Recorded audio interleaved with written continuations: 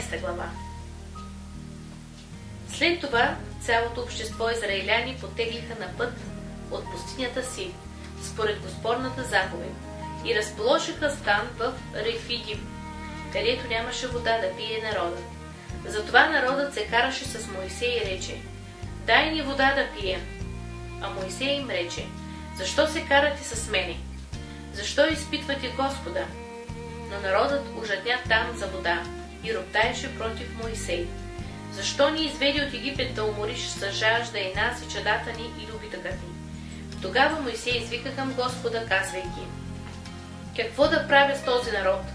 Още малко и ще ме убият с камъни. А Господ рече на Моисей: тръгни пред народа, като вземеш със себе си някой от израелевите старейшини. Вземи в ръката си жезъла си, с който удари реката, и върви. Ето, аз ще застана пред тебе там на канарата в Хорив, а ти удари канарата и ще потече вода от нея, за да пие народът. И Моисей стори така пред очите на израелевите старейшини и нарече мястото Маса и Мериба поред караницата на израиляните, и понеже изпитваха Господа, като казваха: дали е Господ сред нас или не. По това време дойде Амалик и воюва против Израил в Рефидим. А Моисей каза на Исус Навиев: избери ни мъже и излез да се биеш с Амалик. И утре аз ще застана на върха на хълма, като държа Божия жезъл в ръката си.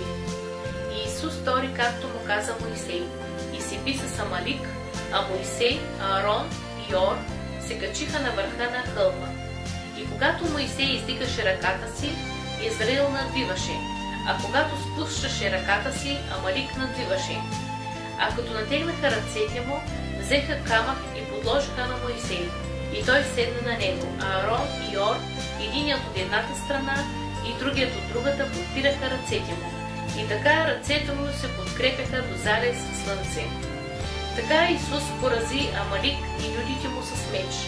Тогава рече Господ на Моисей: запиши в книгата за спомен и предай на Исус това, че ще излича съвсем спомена за Амалик под небето. И Моисей издигна там олтар, който нарече Ейова Ниси, като рече: ръка се повдигна против Господния престол.